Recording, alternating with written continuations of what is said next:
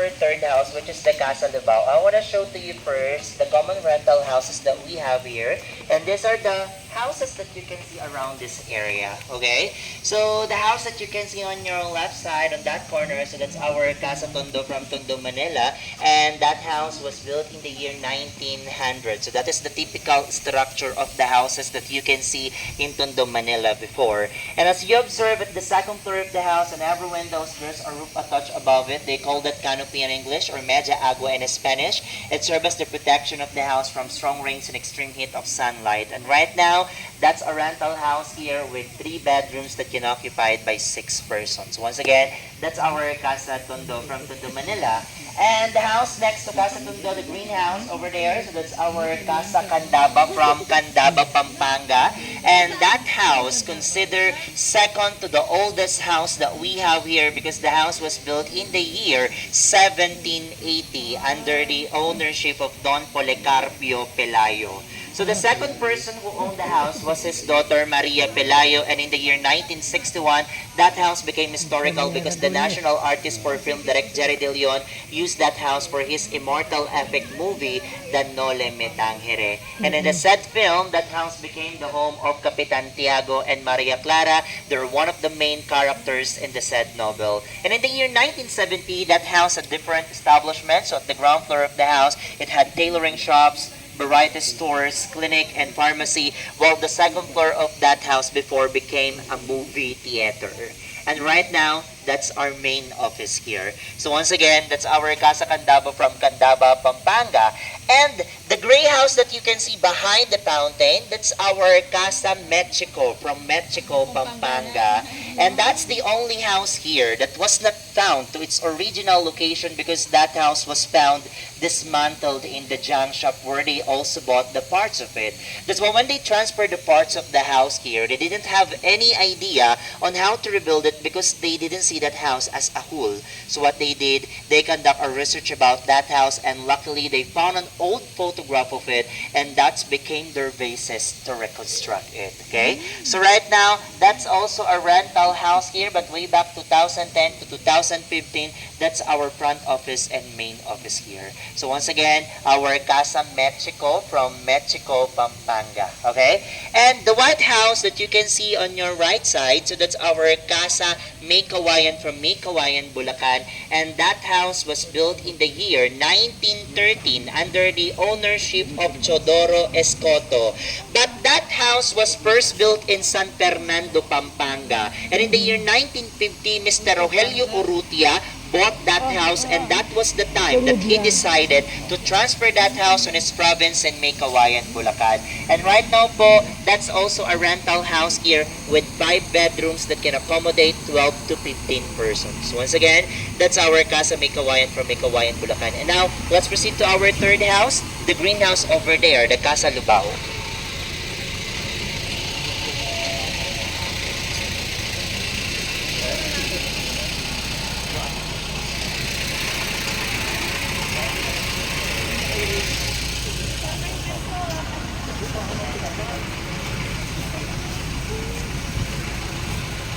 Tapos parang hindi ko inedit yung plastic. Parang split din siya. Kumirot eh.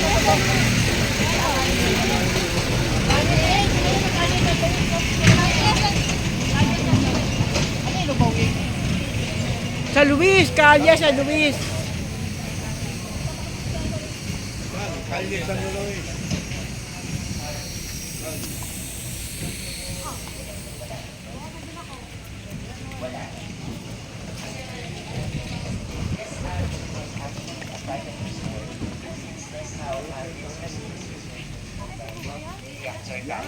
Malito na naman ako.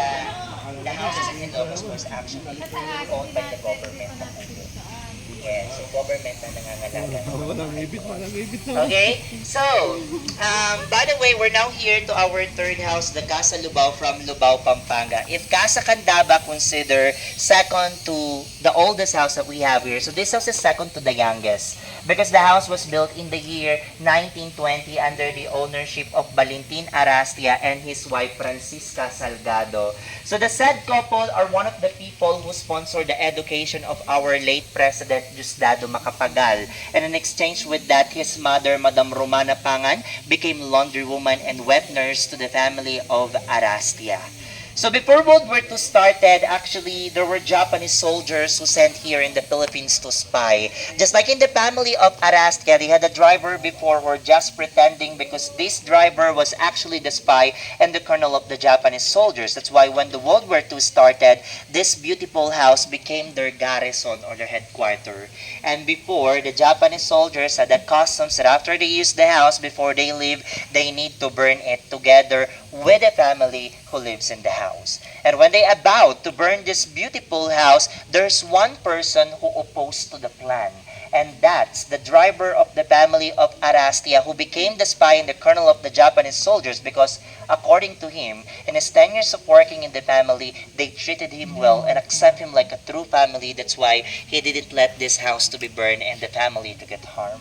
And right now, we're gonna visit the second floor of this house because I'm gonna show to you the beautiful interior design of it. So aakyat po tayo sa ikalawang palapag ng bahay. So muli po, bago po ang kahoy na bahagi ng bahay, kinakailangan po nating magtanggal ng ating po mga suot na sapin sa paa. Lalaban na yan. Anong relasyon ni Mario Montenegro sa mga Arastia? Sa Arastia po. Oh, naririnig ko yung kasama ko sa Tagalubao eh. Ang alam ko po ay napapangasawa po kasi ang mga anak na isa po sa mga Arastia. Kung sinasabi niyo po pamilya. Baka po, Kilala mo Kuya Felix? isa. Pero I'm not really sure about that, okay? Tingin ka, Melda. Ay! Oh, nalalata na ako.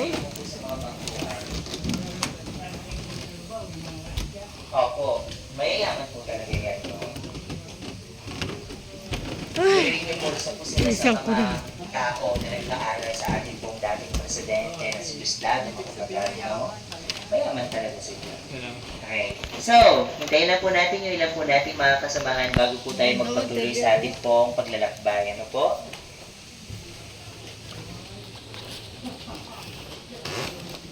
So by the way, kung nakapunta na po kayo ng Paris, France, I think you're familiar po to the big bridge that you can see over there. Dahil yung tulay po na yan, inspired po sa kauna-unahang footbridge sa Paris, France na tinatawag po nila na Pont Neuf. So in French, that's New Bridge. Okay?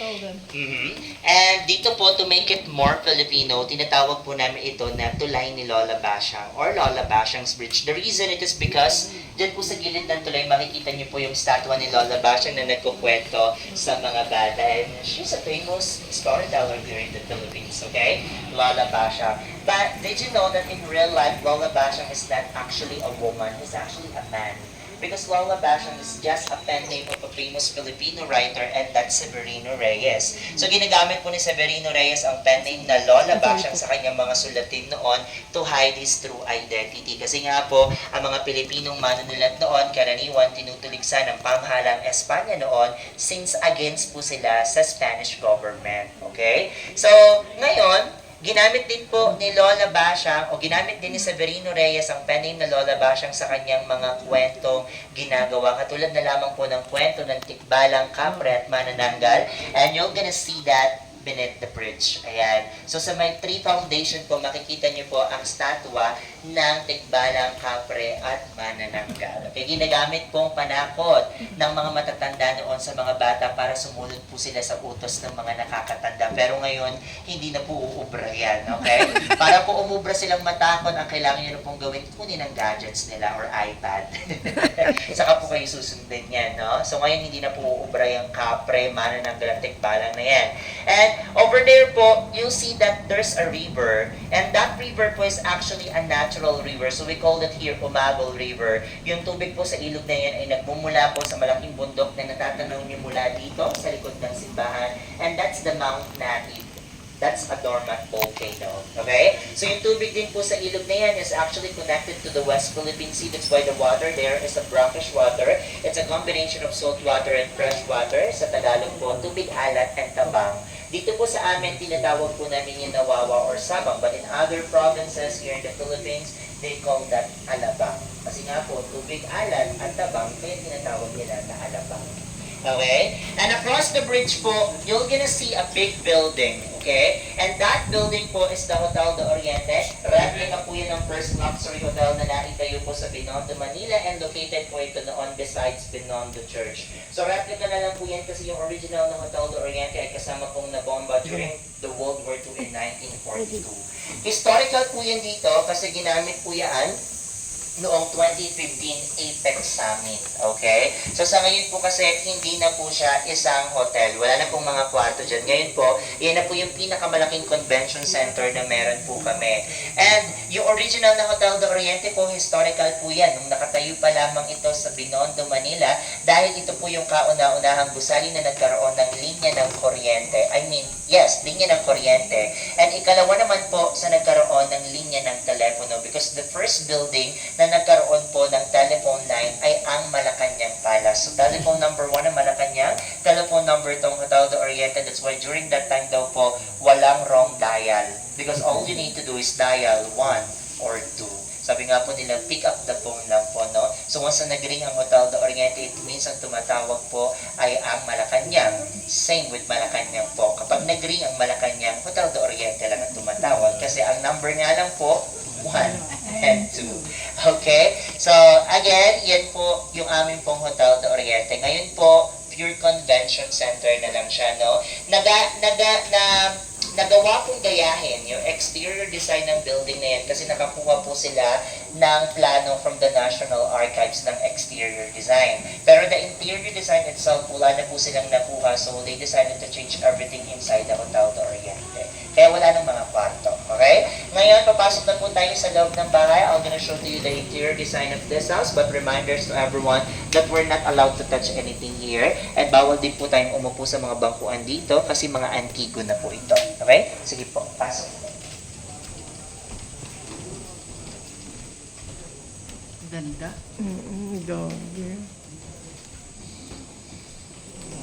Ang ganda.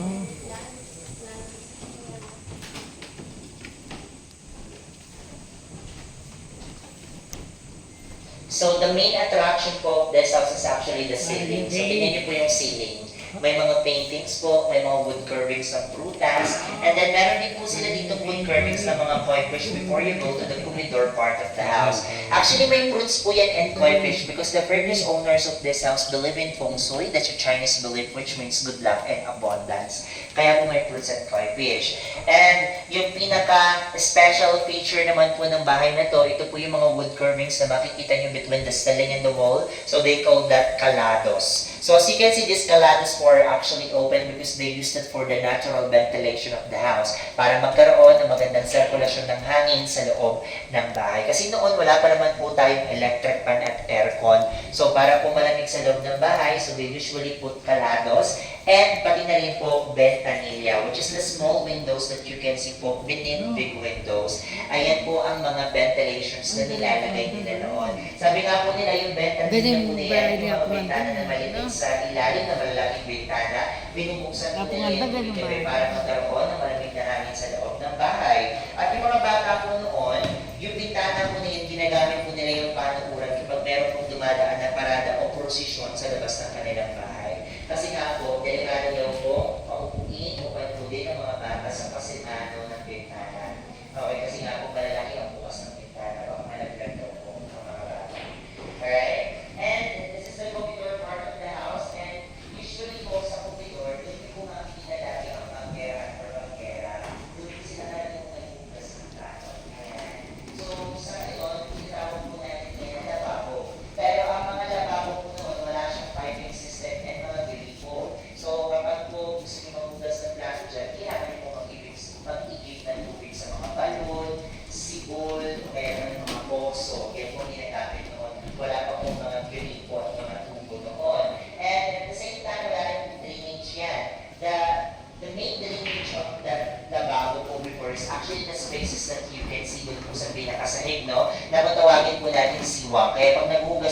yung plato, hindi po natitipon yung tubig dyan kasi diretso na po dun sa ilalim ng bahay. Kaya noon, kapag naghuhugas po ng plato, especially pag may mga natitirang mga pagkain, kung tawagin po namin dito mga mumo, yung mga kanin, okay? So ngayon hinuhulog na lang po nila dyan sa siwang kasi po sa ilalim po ng banggera, nandun yung mga alaga nilang mga manok, bibe, pato, so nagiging pagkain po ng mga alaga nila kahit noon.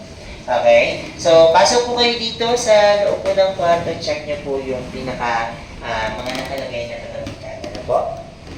And if you have any questions for regarding to this house, kung po kayo may hiya magtanong sa akin, nandito lang po ako. No?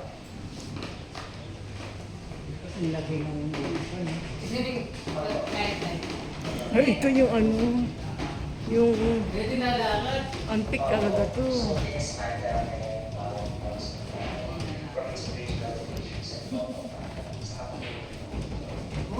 Antique.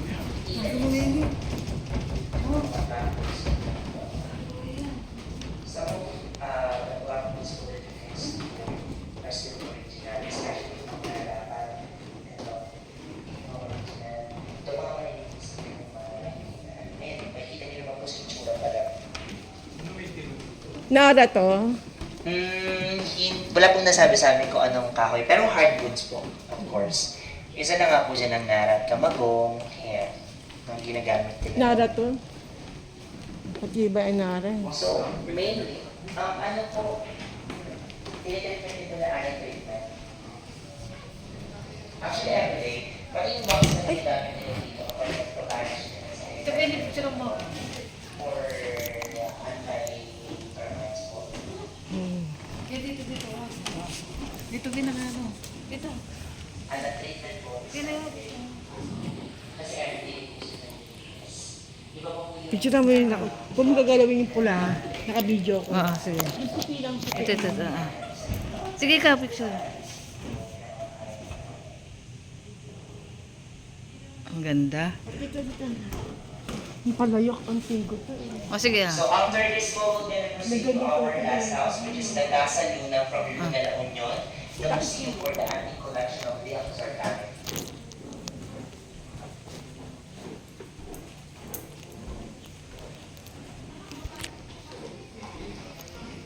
Ang presko, no? Pa-presko siya. Ang malamig.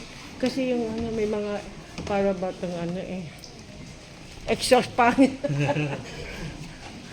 Opo, parang ganun na nga po. Parang parang exhaust fan. yan. Oo, ang galamig eh.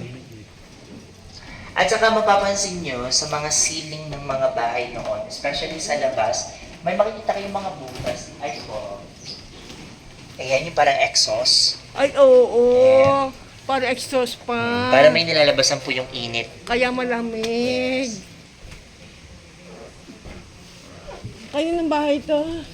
Sa Arastia family po.